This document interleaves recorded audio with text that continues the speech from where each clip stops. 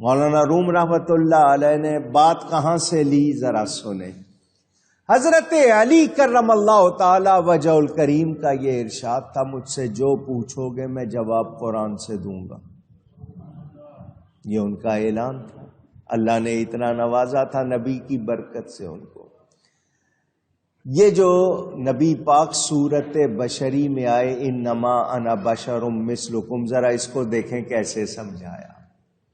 حضرت علی کے پاس ایک عورت بھاگی ہوئی آئی، پریشان، ہوش اڑے ہوئے، گھبرائی ہوئی، ڈری ہوئی. میرا بچہ ہے، اس سے ہوئی ہے غلطی، میں اس کو پکڑنا چاہتی ہوں، وہ بھاگتا ہے. میں جاتی ہوں، وہ پیچھے ہو کے بھاگتا ہے. وہ چھت پہ چڑھ گیا ہے، چھت پہ کوئی رکاوٹ نہیں ہے، آگے دیوار نہیں ہے، کھلی چھت ہے. میں آگے بڑھتی ہوں، وہ پیچھے ہٹتا ہے. مجھے ڈر ہے کہ وہ نیچے گر جائے گا، اس کو چوٹ لگے گی، مر بھی سکتا ہے. میں اس کو پکڑنا چاہتی ہوں، بچانا چاہتی ہوں، کیا کروں؟ عورت آئی حضرت علی کے پاس. حضرت علی نے یہ نہیں کہا کہ اس طرح کے مسئلے تو میں نہیں بتاتا، یہ کوئی مسئلہ نہیں. حضرت علی نے فرمایا پڑوس میں سے اسی عمر کا بچہ ڈھونڈ جلدی سے. اگر تیرا بچہ 10-12 سال کا ہے یا جتنا بھی ہے، اسی طرح کا ایک لڑکا پڑوس میں سے، اپنے محلے میں سے ڈھونڈ، اس کو کر اپنے آگے، تو پیچھے چھپ جا، تو نظر نہیں آنا. اس کو آگے کرنا، تو پیچھے پیچھے رہنا. اس لڑکے کو کہنا تیرے بچے کو بلائے. وہ تیرے بچے کو آواز دے گا، تیرا بچہ اپنے جیسا بچہ دیکھے گا تو قریب آ جائے گا. جب قریب آ جائے گا تو تھام لینا. جب قریب آ جائے گا تو. اس عورت نے ایسا ہی کیا. بچے نے دیکھا یہ تو میرے جیسا ہے، وہ قریب آیا. جب قریب آیا تو عورت نے تھام لیا. بات آپ نے سن لی. سمجھے کیا آپ؟ ہم نے کیے ہوئے ہیں اللہ کے گناہ، ہم نے اللہ کی نافرمانی کی ہوئی ہے، بہت گناہ کیے ہوئے ہیں. اب ہم اللہ کے پاس جانے سے ڈر رہے ہیں. ایسا ہی ہے نا. اللہ ہمیں اپنی رحمت سے نوازنا چاہتا ہے. اللہ نے نبی کو بشر کی شکل میں بھیج دیا. ان کو بلاؤ، ان کو بلاؤ. جب یہ نبی کو دیکھیں گے کہ دیکھنے میں ہمارے جیسے ہیں، قریب آ جائیں گے، اللہ اپنی آغوش رحمت میں لے لے گا. لینے والے میں اور دینے والے میں مناسبت ہونی چاہیے. لینے والا لے نہیں سکتا، دینے والا دے نہیں سکتا. اگر مناسبت نہ ہو، نبی لباس بشری میں نہ آتے تو ہم کیسے ان سے فیض پاتے؟ تو وہ آئے ہیں لباس بشری میں. ان کی حقیقت کیا ہے ان کے رب کے سوا کوئی جانتا. میرا کہنا نہیں ہے، کسی بڑے مفتی کا کہنا نہیں ہے، کسی امام کا کہنا نہیں، خود نبی پاک کا فرمان ہے. اور کس کو کہا؟ نبیوں رسولوں کے بعد سب سے افضل بشر حضرت ابو بکر الصدیق رضی اللہ تعالی عنہ سے کہا، اے ابو بکر، مجھے قسم ہے اس ذات کی جس نے مجھے حق کے ساتھ بھیجا، میری حقیقت کو میرے رب کے سوا کوئی جانتا پہچانتا نہیں ہے. لوگوں نے اپنے جیسا دیکھ کے کہنا شروع کر دیا بشر.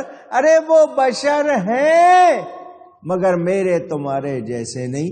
میری انگلی کیا مکہ ہو جائے تو بلب نہیں ہلتا، پتا نہیں ہلتا. میں دور سے مکہ دکھا رہا ہوں، ان کی انگلی کا ایک اشارہ ہوتا ہے، آسمان پہ چاند 2 ٹکڑے ہو جاتا ہے. فرق ہے. میں اشارہ کروں، میرا اپنا بچہ نہیں آئے گا، وہیں سے کہے گا بولو کیا بات ہے. ہمارے اشارے سے تو پولیس والا نہیں آتا. ایسا ہی ہے نا. میرے نبی اشارہ کریں، ڈوبا ہوا سورج آ جاتا ہے. درخت کو اشارہ کریں، درخت آتا ہے. پتھر کو اشارہ کریں، پتھر آتا ہے. جس کو چاہیں جو چاہیں حکم دے دیں. رب نے اختیار دیا. وہ میرے تمہارے جیسے بشر. وہ کیسے ہیں؟ ان جیسا نہ تھا نہ ہے نہ ہو. اسی لیے کہتے ہیں نا، سب سے اولا و اعلیٰ دیکھو میں نے آپ کو یہ نعت سنائی ہوئی ہے، ہر بار سناتا ہوں، ہر تقریر میں کوشش کرتا ہوں پڑھ لوں یہ شعر، ترانہ ہے ہمارا سنیوں کا۔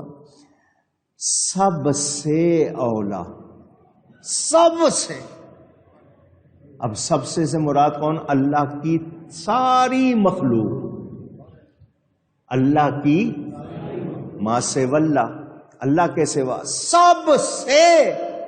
یہ بات کا کیا مطلب کہ جس طرح علم کے لحاظ سے، حسن کے لحاظ سے، شان کے لحاظ سے، کمال کے لحاظ سے، جس طرح بھی دیکھو، ایک ایک کو دیکھ لو، حضرت آدم سے حضرت عیسیٰ تک سارے نبیوں کو دیکھ لو، پہلے انسان سے آخری انسان تک سب کو دیکھ لو، جس کے ارے اس کے اندر یہ کمال، اس کے اندر یہ کمال، اس کے سب کمال دیکھ کے آؤ گے، میرا نبی سب سے بہتر نظر آئے گا، ان میں وہ کمال سب سے بہتر اعلیٰ، کیونکہ کمال ہے ہی وہ جو ان میں ہے، جو ان میں نہیں وہ کمال ہی، یہ دعویٰ ہے سب سے اولا و اعلیٰ، یہ دعویٰ ہے، اور اس پر کوئی انکار کر سکتا نہیں کہ وہ اللہ کی مخلوق میں ہر طرح سب سے اچھے ہیں، سب سے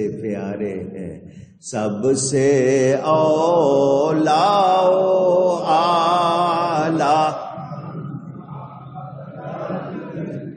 سب سے اولا و اعلیٰ ہمارا نبی، سب سے بالا و والا ہمارا نبی صلی اللہ علیہ وسلم۔ میرے دوستوں اور بزرگوں، اللہ نے ساری کائنات سے پہلے نبی کے نور کو بنایا، تشریف لائے ہیں نبیوں کے بعد، خلقت ہوئی ہے ساری کائنات سے اونچی۔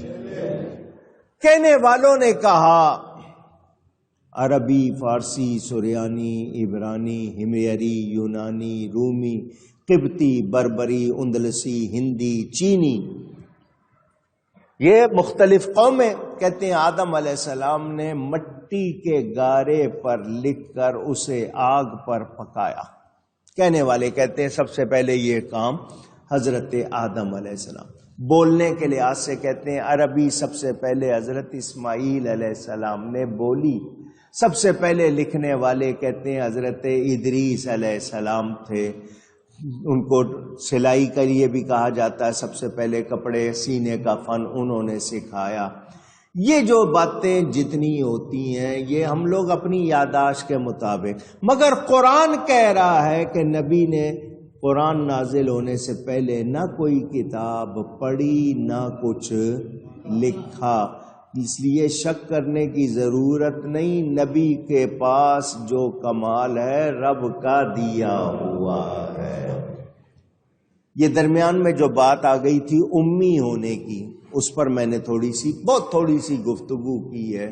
میرے نبی پاک صلی اللہ علیہ وسلم کسی انسان سے پڑھے ہوئے اونچی اور اونچی اللہ کے شاگرد ہیں، اللہ نے پڑھایا۔ وَعَلَّمَكَ مَا لَمْ تَكُنْ تَعْلَمْ، اے میرے حبیب جو کچھ آپ نہیں جانتے تھے ہم نے آپ کو سکھا دیا۔ اس میں آپ کو بتا چکا ہوں میم الف ما، یہ عام ہے جس کو انگلش والے کامن کہتے ہیں، یا لامتناہی جس کی کوئی اینڈ نہ ہو، دونوں معنی لے لو۔ لامتناہی تو تم لوگے نہیں، تو ماں کا معنی ہو گیا جو کچھ، تو اللہ فرماتا ہے جو کچھ نہیں جانتے تھے ہم نے سکھا دیا۔ اب اس جو میں سے کچھ نکال کے دکھاؤ، وہ تم نکال سکتے نہیں، تو اللہ نے نبی کو سکھایا۔ نبی اللہ کی عطا سے سب کچھ جانتے، جو کہ نہیں جانتے تو وہ خود کچھ جانتا۔ نبی کے بارے میں کہے کہ نہیں جانتے اور خود کو کہے کہ میں جانتا ہوں، تو وہ کہاں کا جاننے والا ہے؟ تو حضور صلی اللہ علیہ وسلم اللہ کی طرف سے کتاب دیے گئے ہیں، اللہ کی طرف سے علم دیے گئے ہیں، ورنہ باطل والے شک کرتے۔ اب جن کو اللہ باطل کہہ رہا ہے ہمیں کیا کہنا چاہیے؟ ہم ان کو کہیں نہیں تم حق پر ہو، اللہ کیا فرما رہا ہے؟ اونچی۔ تو جو باطل ہیں ان کو حق پر کہا جا سکتا نہیں، یاد رکھنا۔ اللہ فرما رہا ہے باطل شک کرتے باطل والے، تو جب کوئی حق پر نہیں ہے اس کے لیے ہمیں معلوم کرنا ہے کہ وہ حق کا اگر مخالف ہے، حق کے اگینسٹ ہے، تو پھر اس کے لیے جو حکم ہے وہی بیان کیا جائے گا۔ اب حضرت ابراہیم حق پر ہے، نمرود باطل، حضرت موسیٰ حق پر ہیں، فرعون باطل، نبی پاک حق پر ہیں، ابو جہل، امام حسین حق پر ہے، یزید۔ سمجھ آ گئی؟ تو لوگ جو آج نہیں سمجھ رہے ہیں موسیٰ و فرعون و شبیر و یزید، این دو قوت از حیات آید پدید، علامہ اقبال کہتے ہیں جب بھی دیکھو گے دونوں نظر آئیں گے، حق والے بھی اور باطل والے بھی۔ تو یاد رکھنا ہم نے اہل حق کے ساتھ رہنا ہے، اہل باطل کے ساتھ ان کا ساتھ نہیں دینا ہے۔ یہ ہمارے ذہن میں پختہ ہونی چاہیے بات۔ اللہ ارشاد فرماتا ہے بل ہوا آیات بینات، بلکہ وہ روشن آیتیں ہیں، وہ روشن آیتیں فی صدور الذین اوتوا العلم، جو سینوں میں ہیں، وہ روشن آیتیں ہیں ان کے سینوں میں ہیں جن کو علم دیا گیا، جن کو علم۔ وَمَا يَجْحَدُ بِآيَاتِنَا إِلَّا الظَّالِمُونَ، اور ہماری آیتوں کا انکار نہیں کرتے مگر ظالم۔ سنو، روشن نشانیاں، روشن آیتیں خود اللہ فرما رہا ہے، تو جو قبول کریں گے وہ کیا ہو جائیں گے؟ کامیاب ہو جائیں گے، اور جو نہیں قبول کریں گے وہ ناکام۔ پہلی بات تو یہ، یہاں قرآن کریم کو یاد کرنے کے حوالے سے، قرآن کریم کے معانی سمجھنے کے حوالے سے اور دیگر باتیں بیان ہوئی ہیں۔ میرے دوستوں اور بزرگوں، یہ قرآن کریم کو یاد کر لینا امت مصطفیٰ کا خاصہ ہے۔ مسلمانوں کی خصوصیت ہے کہ چھوٹے چھوٹے بچے بھی قرآن یاد کر لیتے ہیں، ایک ایک زیر زبر کے ساتھ۔ پہلی امتیں اپنی کتابوں کو یاد نہیں کرتی تھیں بلکہ دیکھ کر پڑھتی تھیں، ان کو یاد نہیں ہوتا تو کوئی ایک آدھا جملہ کسی نے یاد کر لیا وہ اور بات، ورنہ کتاب دیکھ کے پڑھتی تھی۔ قرآن کا سینوں میں محفوظ ہو جانا، یہ میمورائز کر لینا، بائی ہارٹ یاد کر لینا، یہ انعام ہے۔ کیا ہے؟ پھر کہیے گا، اللہ کا کلام اور سینے میں آ جائے، کتنی خوبی کی بات۔ المصنف حدیث کی کتاب کا نام ہے، امام عبد الرزاق جنہوں نے یہ المصنف کتاب ترتیب دی ہے حدیث کی، آپ شاید ان کو نہیں جانتے، مشہور نام نہیں ہے زیادہ عام لوگوں میں، اہل علم جانتے ہیں، امام عبد الرزاق اصفہانی جن کی کتاب المصنف۔ یہ امام عبد الرزاق کون ہے؟ اب آپ کو تھوڑا سا اندازہ ہو جائے گا جو جملہ بتاؤں گا۔ بخاری شریف جو امام بخاری نے حدیث کی کتاب تیار کی ہے، مرتب کی ہے، یہ امام عبد الرزاق امام بخاری کے استادوں کے استاد ہیں، امام بخاری کے استادوں کے استاد ہیں۔ انہوں نے جو حدیث کی کتاب ترتیب دی ہے اس میں حدیث موجود ہے، جس نے قرآن شریف یاد کر لیا ہو، جس کو آپ حافظ قرآن کہتے ہو، یا یاد کر لیا ہو، جب اس کو دفنایا جاتا ہے اللہ مٹی کو حکم دیتا ہے اس کے جسم کو نہ کھانا، اس کے جسم کو آگے سے مٹی کیا جواب دیتی ہے وہ ذرا دھیان سے سنو۔ مٹی کہتی ہے یا اللہ میں اس کے جسم کو کیسے کھا سکتی ہوں جس میں تیرا کلام ہے۔ لوگ نبی کے علم پہ شک کرتے ہیں، وہاں مٹی کو پتہ ہے مجھ میں جو دفن ہوا ہے یہ قرآن یاد کیے ہوئے ہے، مٹی کو پتہ ہے کہ اس کے سینے میں کیا ہے۔ تو مٹی آگے سے کہتی ہے یا اللہ میں اس کو کیسے کھاؤں جس کے سینے میں تیرا کلام۔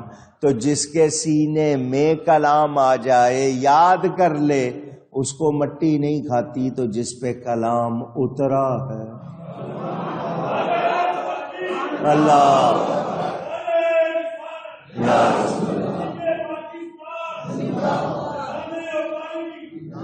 تو جو کہتے ہیں نہیں نبی مر کے مٹی میں مل گئے تو بولو گستاخ ہیں یا نہیں ہیں، پرلے درجے کے بے ادب، ان کو احساس ہی نہیں ہے۔